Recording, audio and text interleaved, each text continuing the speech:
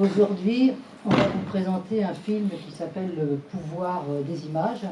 Donc, c'est un reportage à partir de photos qui ont été trouvées et puis ensuite qui ont été identifiées par des gens qui ont vécu cette histoire ou qui sont des descendants de cette histoire ou qui sont des chercheurs de cette histoire. Et donc, c'est le poids et puis l'importance donc de la photo et de l'image par rapport à l'événement historique vécu et l'événement politique. Et ce qu'il y a de particulier dans ce film, c'est qu'on va découvrir des images qui ont été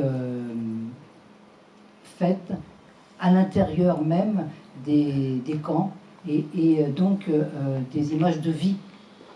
Ce n'est pas forcément des images de photo-reportage avec un journaliste qui est à l'extérieur et qui va photographier comme ça des scènes particulières comme celles qu'on connaît de Capa, de Dao, tout ça. Mais ce sont des gens qui ont vécu cette histoire. Et ce qui est très intéressant aussi, c'est le parallèle qui est fait donc par le réalisateur, mais aussi par les gens qui sont qui témoignent dans le film, le parallèle entre les images de cette époque de 1939 et les images d'aujourd'hui des exilés que l'on retrouve le long des plages morts ou que l'on retrouve dans des embarcations de fortune pour essayer tout simplement de survivre. Donc ce film a été réalisé par Jean-Pierre Vedel, qui est là-haut. Là. Voilà. La musique du film a été faite par Christelle Seri, qui est à ses côtés. Voilà, donc Jean-Pierre Vedel, moi j'avais lu sur Mediapart qu'il avait fait des études d'agriculture. Voilà, moi j'avais plutôt cru qu'il avait essayé de se démerder dans la vie. Et puis que jeune, fort heureusement pour lui, il s'était retrouvé à Toulouse et qu'à Toulouse il était tombé sur un groupe d'anards, jeunes comme lui et fous comme lui, et qui lui ont mis un peu le pied à l'étrier des études, des recherches et surtout la passion de pouvoir faire quelque chose de sa vie et de produire des choses. Par l'intérêt de la photo ou par l'intérêt à l'Espagne, à la guerre d'Espagne? Alors, j'ai de la voix, mais bon, tant pis. C'est une longue histoire. Moi, je suis rentré à la fac sur le tard, et dès que je suis rentré à la fac, j'étais en socio, et j'ai travaillé sur un bouquin qui s'appelait « Français, vous avez la mémoire courte » de René Grandot, et qui était sur les camps. Et ça m'a tout de suite concerné. Et après, j'ai jamais quitté cette idée-là de faire un travail sur ce février 1939. Et il se trouve que j'ai toujours des amis à Perpignan, en Catalogne, et ils m'ont dit on a trouvé des photos. Et donc j'y suis allé, et après j'ai fait mon travail de réalisateur. Ouais, j'ai enquêté, et l'idée c'était quand même, quand on fait un métier de documentariste, c'est toujours un peu une idée de faire de la vulgarisation, comme on dit, de raconter une histoire, et que cette histoire ne soit pas que de la vieille histoire. Donc l'idée c'était de rejoindre ce qui se fait aujourd'hui. Voilà. Si j'ai bien répondu. C'est bien le lien avec aujourd'hui. Et vous parlez, à un moment donné, vous citez par rapport à Moros et Centelles, le fait qu'il prenait en photo des civils, mais vous citez pas Gerda Taro, qui, elle, prenait vraiment des gens en civil. Ah ben elle ça aurait été, il faudrait faire un film sur elle. Parce il y en a eu, il y en a eu. Voilà, mais parce qu'elle, vraiment... Et moi, je me suis concentré vraiment sur les gens qui font des photos de l'intérieur et qui sont... essentiellement catalan, et voilà. Ah ouais. Parce que quand on fait un film comme ça... le Capa, il n'est pas de l'intérieur. Non, mais quand on fait un film comme ça, on le fait avec un financement. Et là, le financement, c'était France 3 Occitanie, et qu'effectivement, je ne suis pas un homme libre. Ni vous ni moi. Donc on doit rendre des comptes et c'est vrai qu'on doit faire un travail d'histoire locale. Donc je me suis vraiment penché là-dessus et si possible relier la petite histoire locale à la grande histoire. C'est ce que voilà, du coup je suis allé sur Calais et tout ça quoi. Voilà. Et le dernier truc, vous avez entendu parler des photos de Anthony Campagna qu'on vient de trouver? Non. C'est le carton rouge. Il y a une exposition qui sera inaugurée fin juin, donc comme quoi ça continue toujours. On a trouvé un carton à Montpellier. Elle est à Montpellier, l'expo. On a trouvé un carton, je crois, en 2018, avec plein de photos. Et des photos de quoi? De la guerre d'Espagne. À la guerre d'Espagne aussi. Ah oui. Oui, avec Véronique Salou a présenté le film Joseph, il y a combien? 3 ans. Il y avait Morel qui était là et qui expliquait que c'était les dessins de Bartoli qui l'avaient conduit à l'histoire. Et alors, je voudrais te poser un peu le même type de question. Est-ce que, à voir ces photos de la retirada, tu as appris quelque chose de particulier, quelque chose que tu ne savais pas à propos de la guerre d'Espagne? Moi, ce que j'ai... Par les photos. Par les photos, oui. Moi, ce que j'ai appris, si tu veux, c'était cette foule. C'est incroyable. La photo, je ne suis pas agoraphobe, mais quand même, j'aurais bien flippé là au milieu. Et ils lèvent tous le poing, là. Ils sont tous concentrés, serrés. Donc, je ne pensais pas qu'il y avait cette foule. Ça, cette idée de multitude comme ça. Et après, ce que j'ai quand même compris un petit peu, malheureusement, c'est la peur des gens qui ont vu arriver ce flot. Alors là, ça rejoint ce qui se passe aujourd'hui. Et nous, on n'a pas ce flot. Hein. Alors là, on n'a pas à se plaindre. Hein. Donc, c'était un peu... pour moi, c'était une découverte, quoi. Voilà, et puis après, quand j'ai discuté, c'est pas dans le film, mais quand j'ai discuté après sur ce qui se passait à Toulouse un petit peu plus loin, les gens ne voulaient pas que les migrants descendent du train. C'était, je sais pas, vous devez savoir, il doit y avoir des historiens là quand même. Et il y avait vraiment une peur, quoi, une peur panique. Voilà, et donc ces photos me montrent ça, quoi. Voilà. Alors à un moment donné, moi dans les années 70, j'avais 20 ans. Et je travaillais à l'usine et petit à petit je suis devenu un intellectuel de gauche. C'est les gens d'extrême gauche qui m'ont amené à passer les EUS, l'examen spécial d'entrée à l'université. Et donc à partir de là, j'ai entendu quelque chose. Il y avait les verts et les rouges chez les Espagnols, les migrants. C'est qui les verts? Eh bien, les verts, c'était ceux qui migraient pour des raisons économiques. Et les rouges, et il y avait beaucoup de mépris pour les verts. L'immigration de la Olia, l'immigration de la marmite, parce qu'ils venaient pour manger. Alors ça, c'est quand même, je ne savais pas, mais la migration de la marmite, et à la fois c'était terrible parce qu'ils étaient rejetés, quand même. Et voilà, donc il y avait le migrant noble et celui qui ne l'était pas. C'est-à-dire qu'ils étaient tous considérés, je dirais, par l'élite politique, comme des rouges qui allaient transmettre le virus. Hein. C'est-à-dire que, et encore, pendant très longtemps encore, il a fallu finalement qu'on découvre un peu le rôle qu'ils avaient joué dans la résistance. Alors encore, Véronique, tu as écrit un livre sur le plateau des Glières, la Noël, et tu as participé. Mais sans ça, c'est resté ça. Hein. Il n'y a pas eu d'histoire de la Retirada, sauf ces 20 dernières années, là, où enfin ça fleurit un peu partout. Et encore, et heureusement, on découvre encore des témoignages incroyables.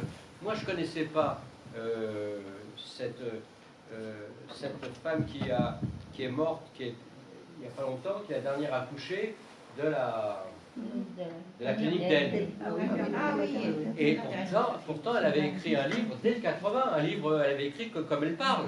C'est incroyable. C'est-à-dire que je redécouvre, c'est pour ça que je t'ai posé la question à partir des photos, je redécouvre la spécificité de ce que furent les camps de concentration. On a beau le savoir parce qu'on a de bons historiens, hein, oh, ils ont fait ça, ils ont fait l'autre. Il faut vraiment lire ces témoignages et voir ces photos pour découvrir finalement que c'est particulier ce qui s'est passé là-bas. Et ça ne fait que commencer cette découverte.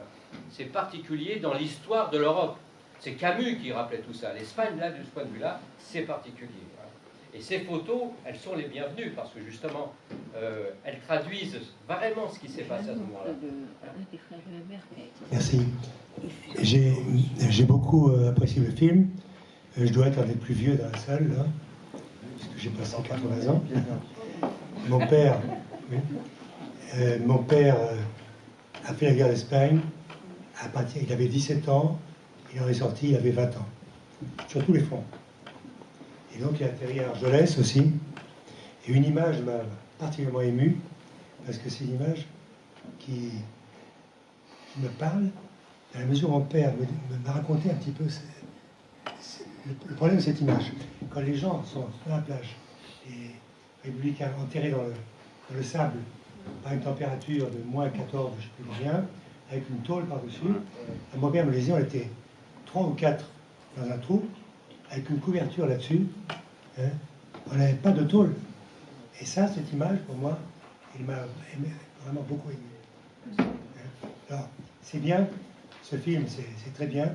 Il s'inscrit dans toute une série de films qui ont été faits sur la guerre d'Espagne. Moi, quand j'avais, je sais pas moi, 8, 9 ans, 10 ans, je suivais tout ça. Parce que mon père nous a parlé beaucoup. Et donc, il y a eu beaucoup de films qui ont montré les aspects de la guerre d'Espagne. Par exemple, Mourir à Madrid, par exemple, la musique en question, là, hein, elle m'est toujours restée dans la tête. Hein. Pourquoi la musique, c'est quelque chose d'extraordinaire, hein, quand on monte des documentaires. Elle montrait vraiment tout ce que ressentaient ces gens qui allaient au front. Hein. Et donc, il y a eu aussi d'autres aspects. Pour ça, je me demande si un jour tu envisages de faire des documentaires sur la guerre d'Espagne, sur d'autres sujets de la guerre d'Espagne. Par exemple, j'ai connu, j'étais très ami avec une écrivain espagnole, écrivaine, je sais pas comment, Dulce Chacón, qui avait écrit La Voz Dormida. Et un jour, je lui dis, mais ton livre m'a beaucoup intéressé parce qu'il aborde un thème que j'ai beaucoup, m'a fait beaucoup réfléchir. Ces gens, je ne sais pas si vous connaissez, si quelqu'un, si vous avez lu ça, ce bouquin, non? Il a donné lieu à un film après qui s'appelait Les Soldats de Salamine. Vous avez connu. Et pour moi, c'est une thématique qui m'obsédait. Et m'a dit, achète ce film, ce bouquin, lis-le. Et quelques mois après, le film est sorti. Alors, il y a d'autres thèmes sur la guerre d'Espagne. Par exemple, quand on disait que les Espagnols qui arrivaient en France, il y a la presse de droite, voyait une vermine rouge qui arrivait, qui ont dit qu'il fallait se débarrasser, se méfier. Et il y a des députés à l'Assemblée nationale qui ont dit qu'il faut les mettre dans un bateau, les amener au large, et couler le bateau. Hein, ça, c'était une des choses. Mais il y a un truc qui vraiment m'obsède aussi. C'est que dans un pays d'Europe, on détruit les monuments et on punit ceux qui osent, disons, célébrer ce qu'ont été les brigades internationales. La Pologne, par exemple. Ils ont détruit les monuments et des gens ont été sévèrement punis pour avoir dit c'est pas normal. Ces gens qui sont partis là-bas, ils étaient de plusieurs partis politiques. Ils étaient, il y avait des anarchistes, il y avait des communistes, il y avait des socialistes, il y avait des gens sans aucun parti qui souhaitaient se battre seulement pour la liberté. Et aujourd'hui, qu'en Pologne, on considère comme criminels des gens qui revendiquent cet héritage, ce souvenir, je trouve ça épouvantable. Qu'est-ce que vous pensez de ce que dit le responsable de Visa pour l'image qui dit qu'un photographe, c'est pas un artiste? Ce que moi je pense. Alors, moi, quand je suis face à quelqu'un qui dit quelque chose, je ne suis pas d'accord, mon métier, c'est de filmer quand même. Bien sûr, donc, bien sûr, je demande maintenant ce que vous pensez. C'est un... évidemment, je pense que... Qu'est-ce que c'est qu'un artiste? Il faudrait encore définir ça. Christelle est une artiste. Si, c'est vrai, elle a fait la musique. Et moi, je ne suis pas un artiste, par exemple. Je pourrais dire ça. Je ne suis pas tout à fait d'accord. Voilà, mais bon, après, qu'est-ce que c'est qu'un artiste? Qu'est-ce qu'on a... Moi, lui, je comprends pourquoi il dit ça. Je comprends pourquoi il le dit. Parce qu'il dit qu'il y a des mecs qui vont sur les terrains de guerre en pantoufles. Et ça lui plaît pas. Lui, il aime que... Voilà. Oui, mais il est virilo-viril. C'est physico-physique. oui, mais une très belle photo, très bien cadrée, avec une belle lumière, c'est comme une œuvre d'art avec le temps. Mais ça, moi, je veux bien. Mais alors après, moi, quand il dit ça, je l'entends parce qu'il y a des fois, par exemple, je suis sur un tournage, il y a une belle lumière et tout d'un coup, il y a le caméraman qui me dit « Ah, on va faire un beau cadre avec une belle lumière. » Mais j'ai dit « Mais attends, mais grouille-toi parce que on va perdre du sens et on va avoir de la beauté. Moi, je préfère avoir du sens que de la beauté. » C'est là que l'artiste et le... Non, je ne suis pas d'accord. Ça devient une œuvre d'art quand il y a les deux, le sens et la beauté. Oui, mais des fois, on n'a pas le temps. Ah, mais je ne vous parle pas de la cuisine, comment on fait. Non, mais quand on est dans la guerre ou quand on est dans un reportage, ça va vite. Ça va vite. Le soleil se couche vite et l'enfant tombe ou le soldat tombe et si en même temps il y a le rayon de soleil qui passe là au bon moment où il y a la bonne action, ben, il faut appuyer. Mais si tout d'un coup on attend que ça, on va perdre, on y va. C'est ça, on y va, quoi. Grosso modo, c'est un peu ce qu'il veut dire. Mais vous avez tout à fait raison. Si on a un coup de bol et que ça se goupille bien, alors là... Hein? On est le roi du monde, voilà. Moi, j'aurais voulu savoir comment on fait une musique sur des photos qui ont cette force et comment on arrive justement avec la musique à passer d'un cliché à l'autre et à faire un lien. Alors moi j'ai été très contente de faire ce travail-là parce que c'est pas ce que je fais principalement dans ma vie, mais ça m'est arrivé plusieurs fois de travailler avec Jean-Pierre et d'être bien orientée justement par l'équipe aussi qui travaille, hein, parce que c'est un film, c'est toute une équipe, et il y a notamment un monteur qui donne beaucoup de clés pour avancer sur le travail et des directions très justes. Voilà. Mais Jean-Pierre avait quand même des idées assez précises de la musique. Moi, j'ai eu envie de m'inspirer de nombreux airs traditionnels espagnols, évidemment. Donc, je ne sais pas si vous avez pu reconnaître, parce que c'est quand même assez arrangé de manière contemporaine, dans le sens où j'ai utilisé des façons de jouer à la guitare avec des petites touches personnelles, des petites percussions, des harmonies un petit peu dissonantes parfois, des rythmes un peu étirés. Enfin, voilà, donc toutes ces choses-là, j'avais envie qu'on entende au loin comme le souvenir de ces chants traditionnels, mais qui soient présents quand même. Voilà, comme le souvenir, comme les photos sont un peu des souvenirs. Voilà, aussi cette musique, elle était quand même inspirée par cette idée de souvenir. Et puis voilà, je me suis après, il y avait des moments on devait définir aussi, souligner des moments de contraste aussi dans le film, quand il y a des façons de faire apparaître les images progressives, puis des fois des choses plus abruptes. Et donc là, naturellement, il y a des choses qui se sont construites comme ça, avec des rythmes plus saccadés, voilà, qui réveillent un petit peu aussi peut-être le fil de l'écoute et du regard.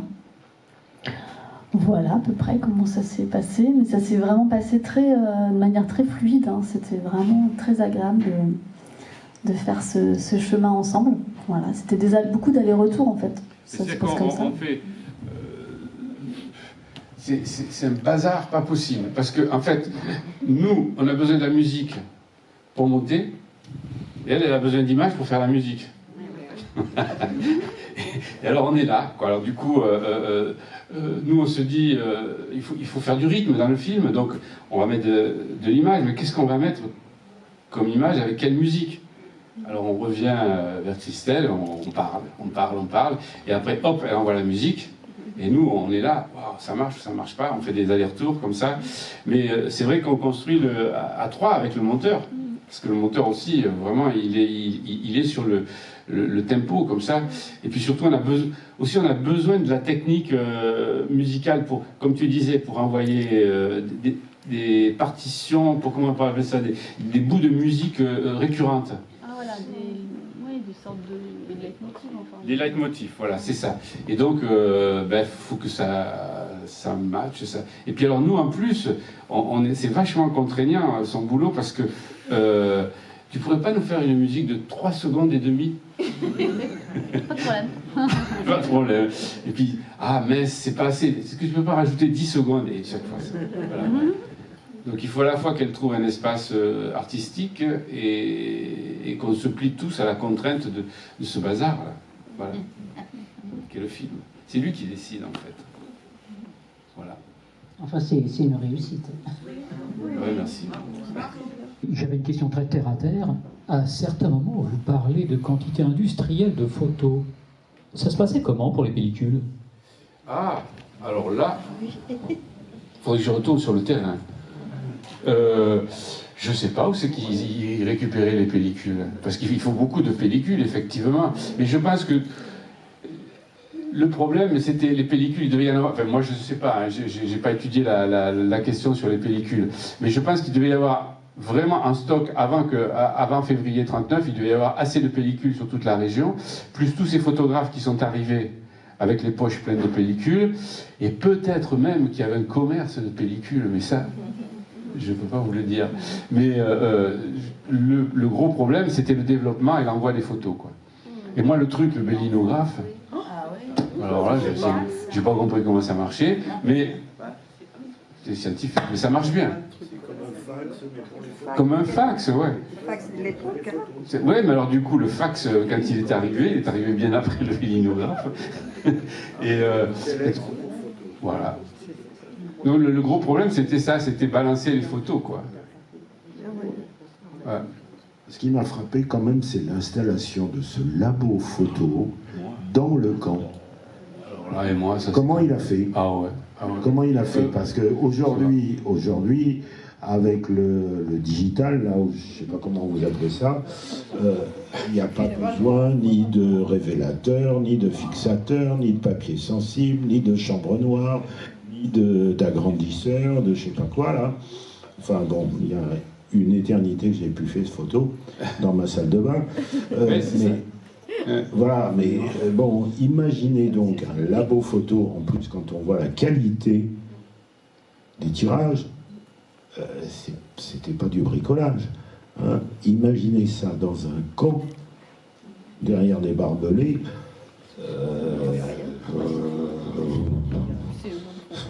Moi, je suis estomaqué, quoi. Voilà. Alors, moi, ce qui m'espante, comme on dirait dans le Sud, si ça vous estomaque, moi, ça m'espante. Ce qui m'espante, c'est que les gens crevaient la dalle.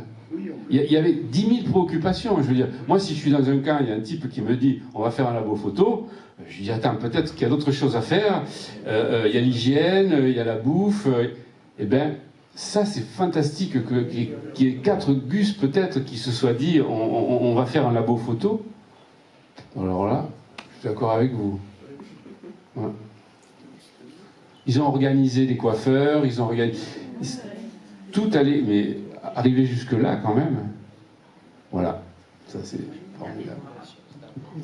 Entre 36 et 39, il y avait le syndicat des arts graphiques qui nous ont laissé des films et des photos. Enfin, c'était une préoccupation de laisser des traces aussi. Du coup, quand ils arrivent de l'autre côté de la frontière, ils arrivent avec quelque chose qu'ils ont déjà... Pas tous, évidemment, c'est que des personnes, que certains, et certaines.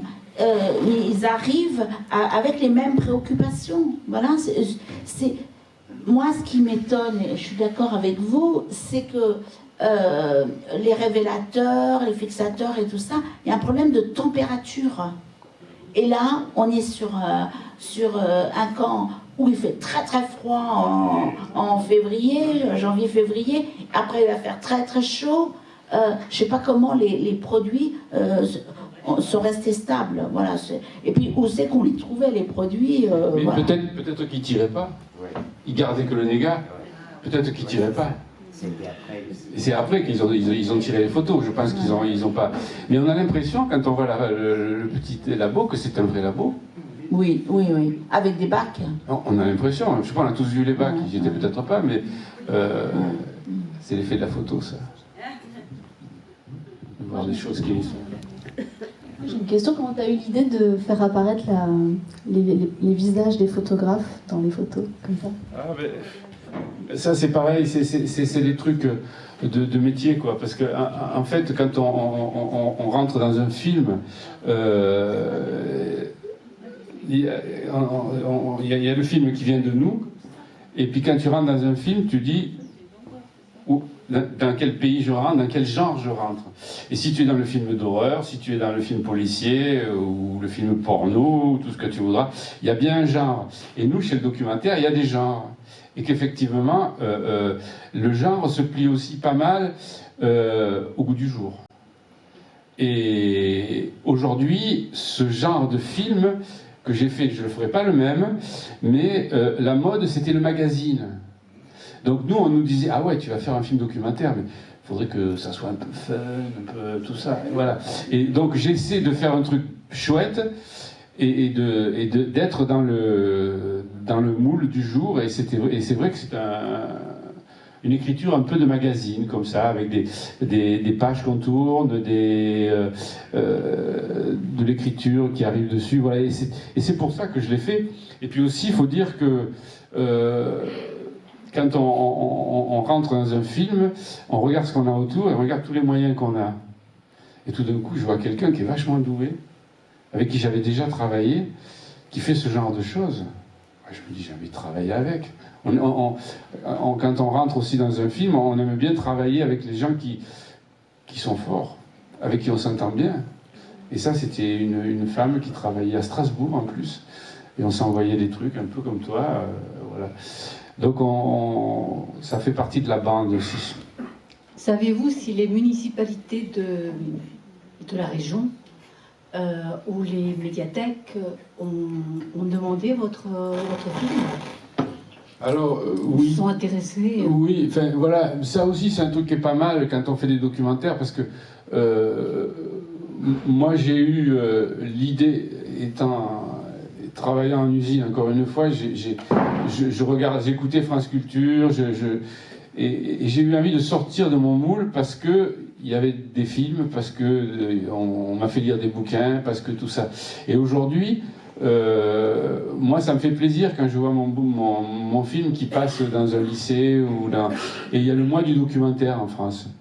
Donc de temps en temps, on m'invite comme ici d'ailleurs, on m'invite à présenter le film, et ça c'est bien, je trouve, parce que c'est comme, bon, que je veux rendre ce qu'on m'a donné, hein, mais c'est bien de transmettre un truc qu'on a eu, quoi. Et si ça pouvait à des gamins leur dire, bon ben j'arrête de faire ce qui me plaît pas et je vais faire ce qui me plaît, je ferai photographe, même si ça plaît pas à mes parents, ça gagne rien, mais je voudrais pas que ma fille soit photographe, moi je vois. Question à laquelle vous n'êtes pas obligé de répondre, mais un film comme ça, qui est quand même un peu pointu, enfin c'est pas vraiment grand public, ça se finance comment? C'est tous les documentaires. Ouais. Moi j'ai toujours travaillé pour France Télévisions. J'aurais bien aimé travailler pour TF1, j'aurais eu beaucoup plus d'argent, ça aurait été vachement bien, pour les télévisions privées aussi, mais ils n'ont pas voulu de moi. Bon, j'ai pas trop insisté, et donc tout ce que vous voyez comme documentaire, c'est de l'argent public, déjà, c'est réglé ça. Voilà. Alors après, moi là, je prépare un film, par exemple, je prépare un dossier, et ce dossier-là, c'est pas tellement du travail, c'est pas un objet de travail, ça servira pas pour travailler, c'est un objet de séduction. Donc je vais avec mise en page, tout le bazar. Maintenant on n'a plus à éditer. Avant, il fallait faire des papiers. Donc je vais avec ces 20 pages et en principe, je vais voir un producteur. Bon, le producteur, c'est ni plus ni moins qu'un dealer. Hein. Il n'a pas d'argent, il prend le matos et il va le remettre ailleurs. Bon, et si ce producteur, normalement, il a un carnet d'adresses. Donc il va vendre quelque chose qu'il n'a pas acheté d'ailleurs. Il va vendre ce film à la télévision. Donc la télévision lui donne disons, un film comme ça, la télévision, en comptant le montage, en comptant tout ça, on a à peu près 30-40 000 euros. Voilà. Donc le producteur, il reçoit 30 ou 40 000 euros. Après, quand on a 30 ou 40 000 euros de la télévision, le producteur fait un dossier et a au CNC un fonds de soutien, ça s'appelle, et il a, je crois, 30% de ce qu'a donné la télé. Donc on arrive à 50, 60, voilà. Et après, vous allez chouiner à la région avec un dossier et vous prenez, si ça correspond à la région, si ça correspond à tout ça, la région vous donne 10, 20 000 euros. Donc vous arrivez, pour un film comme ça, à 70, 80 000 euros, voilà, à peu près. Moi, sur un film comme ça, j'ai 3 mois de boulot, à peu près. Je suis payé en moitié en salaire, moitié en droit d'auteur. Pour un film comme ça, j'ai dû être payé, j'ai plus trop le souvenir, mais c'est à peu près toujours pareil, c'est pas d'effort, c'est bien payé, moi je trouve ça va, je me plains pas. Je touche à peu près 12 000 euros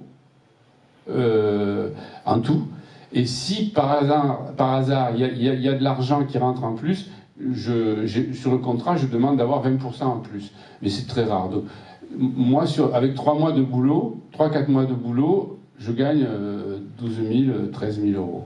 Voilà. Bien expliqué. Ben, vous me demandez les comptes. Je vous les rends. Je ne suis pas comme certains. Hein. Voilà. Vous avez évoqué quelques chaînes. Et la musique, oui, alors, moi, en plus, j'ai oublié de dire, quand le film passe à la télévision, oui, j'ai la SCAM, et pour un premier passage, je prends 1 500 euros. Enfin, on me donne, je ne prends pas, on me les donne, et après, plus ça passe, plus ça baisse, et ça finit à 30 euros. Christelle, combien t'as été payée? Alors moi je me rappelle plus très bien, mais je crois que c'est de l'ordre de 1000 euros, 1500 euros pour la musique originale. Et après, comme c'est moi qui ai interprété, j'ai dû avoir un cachet de musicienne, un truc comme ça je crois, pour l'enregistrement. Et puis, et après effectivement, si ça passe à la télévision, il peut y avoir des droits d'auteur qui arrivent, mais bon ça dépend des production, parce que souvent il y a des productions où il y a des éditeurs, ça s'appelle des éditeurs, c'est des voleurs. En fait ils prennent plus de 50% des droits sans avoir rien fait, soi-disant pour que la musique soit utilisée éventuellement plus tard. Donc en fait quand ça passe à la télé ou dans des trucs comme ça, ils touchent presque plus que... en faisant rien. Mais bon voilà, après je sais pas, faudrait que je m'intéresse plus à la question, mais j'avoue que ça m'intéresse pas du tout. Donc en fait je pense que pour moi ça me convenait, et puis voilà. C'est un grand plaisir de travailler sur ça, et puis pour moi aussi en tant que musicienne c'était important, parce que la guitare c'est vraiment un instrument magnifique que je pratique depuis longtemps, mais en plus avec cette identité quand même espagnole, voilà, que tout le monde connaît.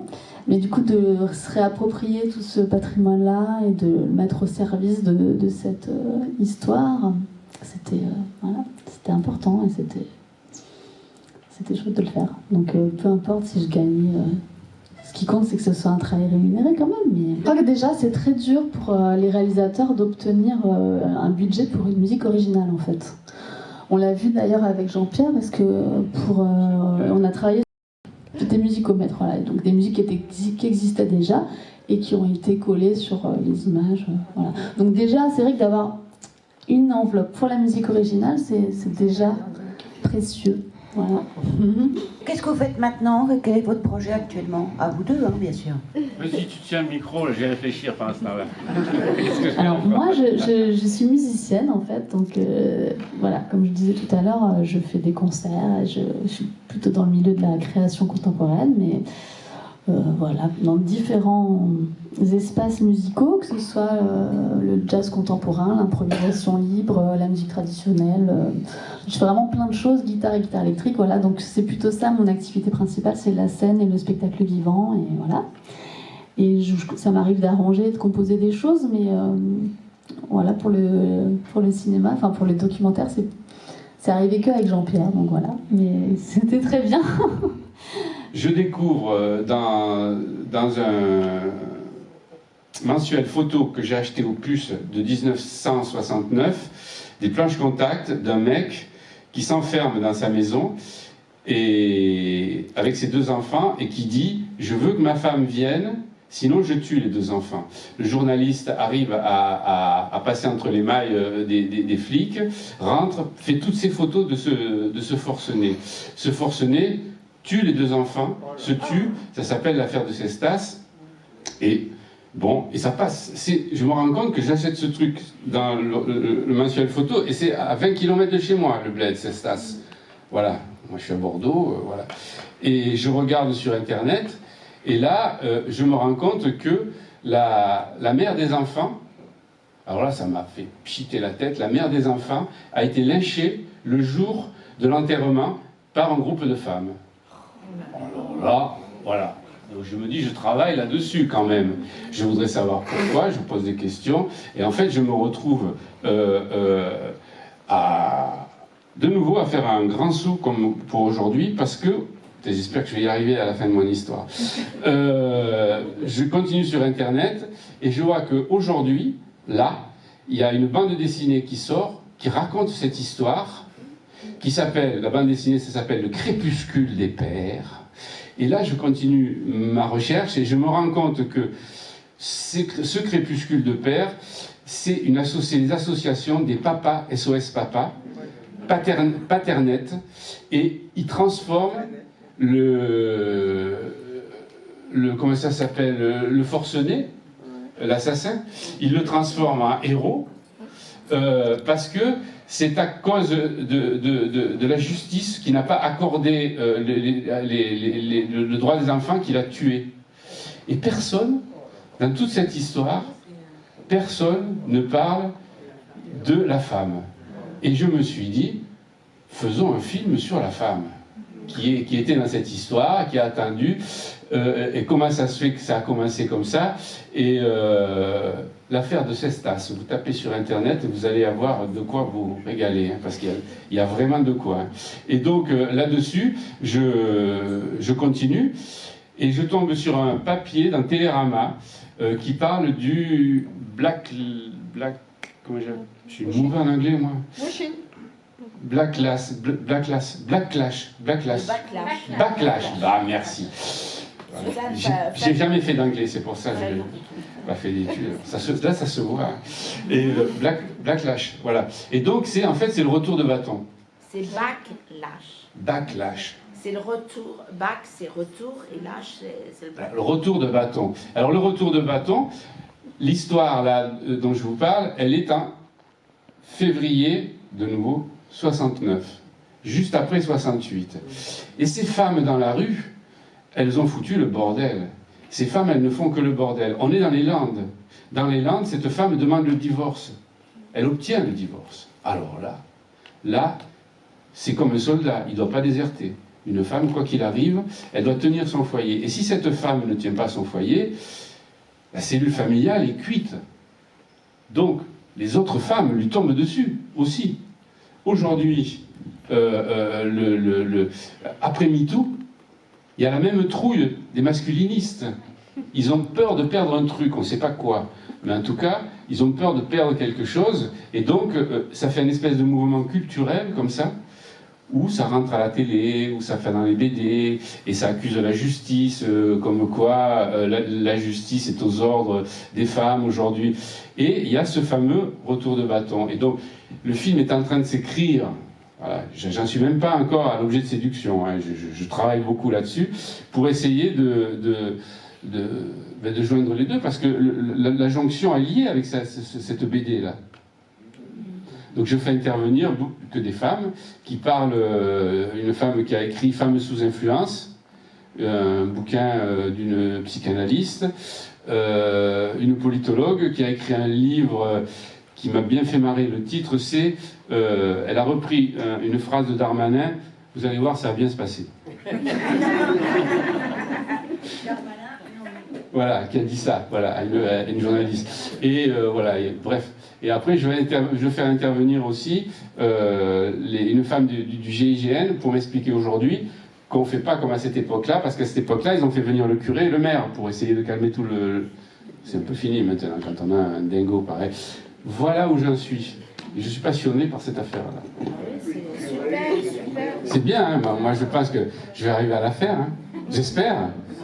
Et alors, en plus, là où j'ai vraiment du bol, c'est qu'en 69, c'est le premier, ce truc-là, l'affaire de Cestas, c'est faut pas filmer parce qu'ils vont me le piquer après tous. Trop tard. C'est trop tard, merde. Et que l'affaire de Cestas, il y a eu toute la presse internationale. Donc ça a été filmé. Donc il y a énormément d'archives. Voilà. Donc moi, tout ça, c'est du bonbon pour moi, c'est du miel, ces archives-là. Pour raconter l'histoire de Micheline Berton, avec l'histoire de ce forcené, quoi. Voilà. Est-ce que vous avez des images des autres camps que ceux de la plage, enfin d'Argelès, par exemple Bram et autres, de l'intérieur? De l'intérieur, je ne sais pas, mais je sais qu'il y avait un réalisateur que Véronique, tu connais très très bien, Philippe. Philippe, c'est un réalisateur catalan que je connais très bien et qui a énormément cherché toutes ces images. Il en a trouvé énormément. On a encore parlé il y a une semaine ensemble, et il me dit il y en a plein encore à trouver. Bon, après, il faut y aller, quoi. Mais oui, il y en a. Je pense qu'il y en a encore qui n'ont pas été découvertes. Après, je ne sais pas si elles sont enterrées dans la terre comme ça, ou dans les greniers, ou où elles sont. Mais je pense qu'il y a des jeunes là qui vont prendre le relais et qui vont les chercher. Mais ce Philippe a œuvré, mais c'est lui qui a tout trouvé, quoi. Parce que moi, quand je lui ai dit j'ai ça, mais il les avait trouvés, lui, déjà. C'est vrai, en plus. Hein. Philippe, vous le connaissez pour la plupart, puisqu'il vient souvent ici commenter ses films. Mais c'est vrai que c'est une mine d'or. Voilà. Et que nous, tous ces réalisateurs, on s'aime bien. On ne se tire pas la bourre, on n'est pas en concurrence. Non, il y a un vrai partage. Ouais. Il y a un esprit de partageux et c'est très agréable. Voilà. Travailler avec Philippe, c'est bien. C'est ça. C'est très bien.